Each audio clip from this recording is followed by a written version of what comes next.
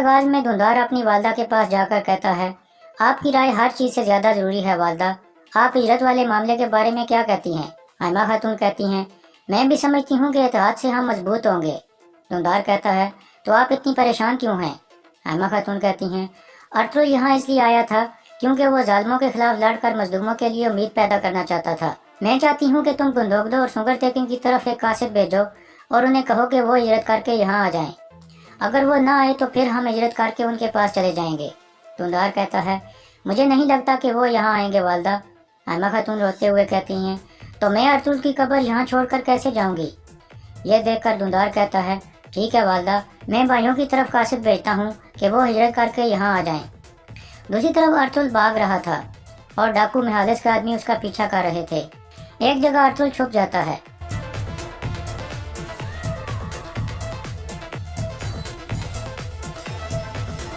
اس طرح ارطغرل محالس کے 2 آدمیوں کو مار دیتا ہے۔ اتنے میں ارطغرل کا ایک ساتھی بھی وہاں آ جاتا ہے اور کہتا ہے، ارطغرل صاحب، جلد آپ کو پتہ چل جائے گا کہ آپ کے لیے جال کس نے بچھایا تھا۔ ارطغرل کہتا ہے، ان سب کو ایک دن میرے غصے کا سامنا کرنا پڑے گا۔ اس کے بعد وہ دونوں ایک طرف چل پڑتے ہیں۔ کارا جیسر میں ماریا بے ہوش پڑی تھی۔ اتنے میں ڈاکٹر آ کر اسے چیک کرتا ہے اور کہتا ہے، اس کی حالت ٹھیک نہیں ہے جناب۔ حارث کہتا ہے، میں نہیں جانتا کہ اسے کیا ہے، لیکن تم اسے ہوش میں لاؤ تاکہ یہ بات کرنے کے قابل ہو سکے، ورنہ میں تمہیں دیواروں سے باہر پھینک دوں گا۔ پھر ڈاکٹر اس کا علاج شروع کر دیتا ہے۔ اتنے میں لوکس اندر داخل ہو کر کہتا ہے، میں نے محالس کی مدد کے لیے اپنے سپاہی بھیج دیے ہیں جناب۔ حارث کہتا ہے، کچھ بھی ہو، ارطغرل واپس اپنے قبیلے نہیں پہنچنا چاہیے۔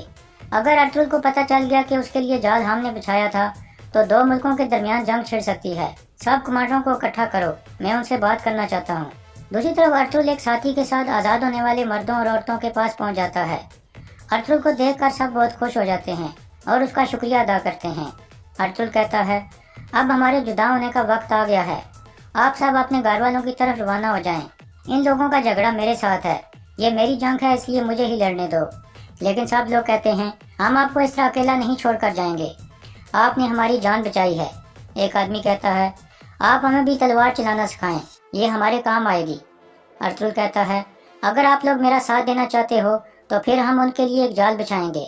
ایک آدمی کہتا ہے، لیکن ہمارے پاس تو تلواریں نہیں ہیں، ہم کیسے ان کے لیے جال بچھائیں گے؟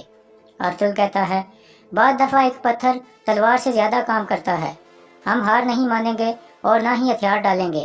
یہ سن کر سب لوگ پرجوش ہو جاتے ہیں اور کہتے ہیں، اب ہم کسی کے غلام نہیں بنیں گے۔ دوسری طرف ہنلی بازار میں گوگتو اندر آ کر سعد الدین کو بتاتا ہے کہ دھندار آپ سے ملنے کے لیے آ رہا ہے۔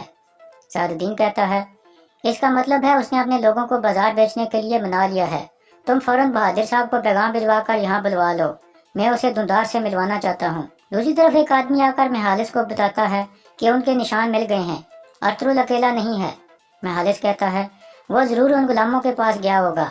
آپ سب یہ جان لو کہ ہم ایک بہترین ترک جنگجو کے پیچھے ہیں، آپ جلدی چلو۔ پھر وہ سب وہاں سے چل پڑتے ہیں۔ کائی قبیلے میں حائمہ خاتون حلیمہ کو پریشان دیکھ کر کہتی ہیں، مجھے اپنے دل کی بات بتاؤ حلیمہ۔ حلیمہ کہتی ہے، ہم ارطغرل کے مقصد کو چھوڑ کر کیسے یہاں سے جا سکتے ہیں؟ حائمہ خاتون کہتی ہیں، دھندار سلیمان شاہ اور ارطغرل جیسا نہیں ہے، وہ بہت کم عمر ہے، وہ اس طرح کی صورتحال برداشت نہیں کر سکتا۔ لیکن میں نے دھندار کو کہا ہے کہ وہ اپنے بھائیوں کی طرف پیغام بھیجے کہ وہ ہجرت کر کے یہاں آ جائیں۔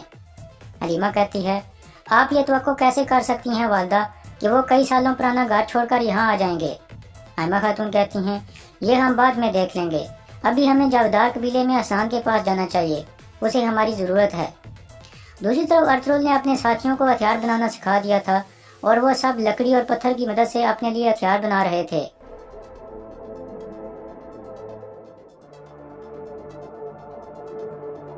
ارطغرل کے زخم سے کچھ خون بہنا شروع ہو گیا تھا۔ ایک آدمی کچھ راکھ اس کے زخم پر لگاتا ہے اور کہتا ہے، یہ راکھ خون کو بہنے سے روکے گی ارطغرل صاحب۔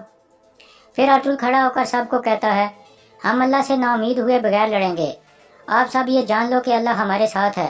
سب کہتے ہیں، خدا آپ پر رحمت فرمائے ارطغرل صاحب۔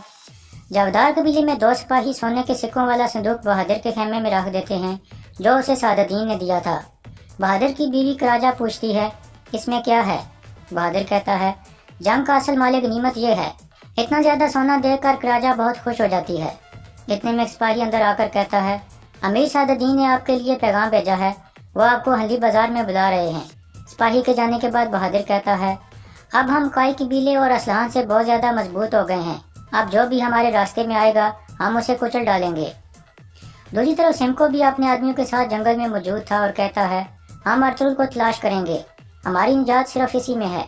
अब या तो हम अर्तुगरुल को तलाश करके सोना हासिल करेंगे और इस इलाके से चले जाएंगे, या फिर वो एक एक करके हमें मार डालेंगे। अब अर्तुगरुल को तलाश करने के लिए तैयार हो जाओ, क्योंकि सिमको कभी हार नहीं मानता। अर्तुगरुल के बदले में हमें इतना सोना मिलेगा कि हम सब की जिंदगियां बदल जाएंगी। फिर सिमको एक आदमी को कहता है, तुम एंथियोस के पास जाओ और उसे कहो कि अपने आदमी इकट्ठे करके यहाँ भेजे। दूसरी तरफ मिहालिस भी अर्तुगरुल की तलाश में था। एक जगह उन्हें एक निशान मिलता है। उसे देखकर मिहालिस कहता है, वो इस तरफ हैं। फिर वो अपने घोड़े उस तरफ दौड़ा देते हैं। दूसरी तरफ अर्तुगरुल और उसके साथी एक जगह तैयार होकर खड़े थे। अर्तुगरुल उनके हथियार चेक करता है। इतने में उनका एक साथी वापस आकर अर्तुगरुल को बताता है, जैसे आपने कहा था मैंने हर तरफ निशान छोड़ दिए हैं, वो जल्द यहाँ पहुँच जाएंगे। अर्तुगरुल कहता है, वक्त आ गया है। आपने मौत नहीं जिंदगी के बारे में सोचना है, डर नहीं बल्कि उम्मीद के बारे में सोचना है। अब सब अपनी अपनी पोजीशनों पर चले जाओ, जैसे मैंने कहा था। जब वो आएंगे तो हम एक तूफानी बारिश की तरह उन पर बरसेंगे। इसके बाद वो सब आसपास छुप जाते हैं, जबकि अर्तुगरुल दरमियान में तैयार होकर खड़ा हो जाता है। दूसरी तरफ हल्ली बाजार के महल में दुंदार और सादुद्दीन आमने सामने बैठे थे। सादुद्दीन कहता है, तो तुमने अपने कबीले वालों को मना लिया है? दुंदार कहता है, अर्तुगरुल साहब ने मेरे फैसले की मुखालफत की है और उन्होंने कहा है कि मैं अर्तुगरुल साहब के मकसद से पीछे हट रहा हूँ, इसलिए वो खुद सरदार के दावेदार बन गए हैं। सादुद्दीन कहता है, उसकी ये जुर्रत, तुम परेशान मत हो, मैं तुम्हारे साथ हूँ। दुंदार कहता है, लेकिन मेरी वालदा भी ये इलाका छोड़ना नहीं चाहती, वो चाहती हैं कि गुंदोगदो और सुंगर तेकिन भाई को यहाँ बुलाया जाए। सादुद्दीन कहता है, वो कभी नहीं आएंगे, लेकिन तुम परेशान मत हो, जब हमा खातून अपने बेटों के पास जाएंगी तो उनकी परेशानियाँ कम हो जाएंगी। इतने में बहादुर भी वहाँ पहुँच जाता है। सादुद्दीन उसे खुशामदीद कहता है और फिर दुंदार और बहादुर का एक दूसरे से तारुफ कराता है। बहादुर दुंदार को कहता है, मुझे एक दफ़ा आपके बाबा सुलेमान शाह से मिलने का शर्फ हासिल हुआ था और अब मुझे उनके बहादुर बेटे से मिलने का शर्फ हासिल हुआ है। दुंदार कहता है, जंग के मैदान में आपकी बहादुरी हर कोई जानता है। फिर वो दोनों बैठ जाते हैं। सादुद्दीन बहादुर को कहता है, काई कबीले वालों ने बाजार को अच्छे तरीके से चलाया है, लेकिन अब ये बाजार बेचकर यहाँ से हिजरत करना चाहते हैं और आप इस इलाके में अपना घर बनाना चाहते हो, इसलिए आपको एक दूसरे की मदद करनी चाहिए। बहादुर कहता है, मैं काई कबीले वालों की ईमानदारी के बारे में जानता हूँ, दुंदार साहब ने एक मुनासिब फैसला किया होगा। दुंदार कहता है, हमारे कबीले में जरगा होने वाला है, पहले मुझे कबीले के सरदार का इंतखाब जीतना होगा। सादुद्दीन कहता है, इस वक्त आप ही सरदार हो और आपकी ईमानदारी हम देख रहे हैं। फिर सब खड़े हो जाते हैं। बहादुर कहता है, मैं ये बाजार खरीदने के लिए तैयार हूँ और इस बाजार की एक हकदार कीमत आपको अदा करूँगा। दुंदार कहता है, अगर मैं सरदार मुंतखब हो गया तो ये बाजार आपका होगा। इसके बाद दुंदार इजाज़त लेकर वहाँ से चला जाता है। फिर बहादुर भी चला जाता है।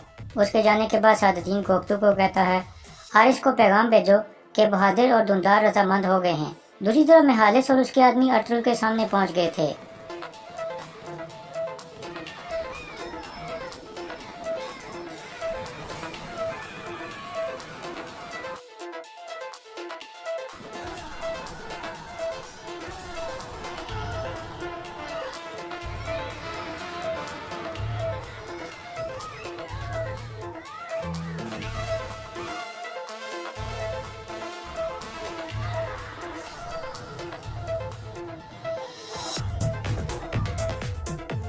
कारा जैसल में आरिस ने अपने कमांडरों को इकट्ठा किया हुआ था और उन्हें कहता है, अर्तुगरुल मिहालिस और मेरे आदमियों से बच नहीं पाएगा।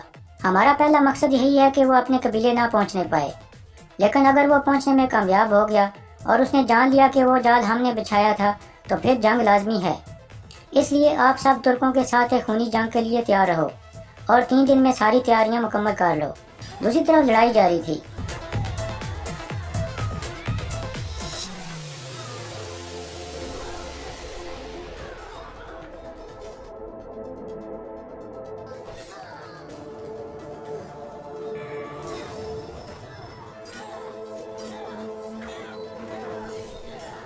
इस तरह अर्तुगरुल मिहालिस का खात्मा कर देता है।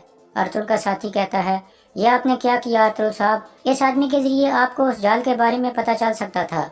इतने में मिहालिस का एक आदमी अर्तुगरुल को कहता है, जहन्नम में जाओ अर्तुगरुल, तुम्हें कुछ नहीं पता चलेगा। یہ سن کر ارطغرل اس کے پیچھے بھاگنے لگتا ہے۔ دوسری طرف حائمہ خاتون اور علیمہ سلطان جاودار قبیلے پہنچ چکی تھیں۔ قبیلے کی عورتیں انہیں خوش آمدید کہتی ہیں۔ اتنے میں اسلحان بھی باہر آ کر انہیں خوش آمدید کہتی ہے۔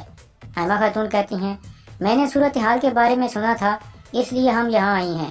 اسلحان کہتی ہے، میں جانتی تھی آپ مجھے اکیلا نہیں چھوڑیں گی۔ پھر وہ تینوں اندر کی طرف چل پڑتی ہیں۔ اس دوران بہادر کی بیوی اور بیٹا بھی انہیں دیکھ رہے تھے۔ بہادر کا بیٹا سنجار کہتا ہے، یہ دونوں عورتیں ارطغرل کی والدہ اور بیوی ہیں۔ راجہ کہتی ہے، ایسا ہی دکھائی دے رہا ہے۔ اسلحان نے بہادر صاحب کے خلاف جنگ چھیڑ دی ہے۔ سنجار کہتا ہے، اس جنگ میں بہت سے لوگوں کی جان جائے گی راجہ خاتون، اللہ ہمیں اس غسیلی عورت کے شر سے محفوظ رکھے۔ اور یہاں اس قسط کا اختتام ہو جاتا ہے۔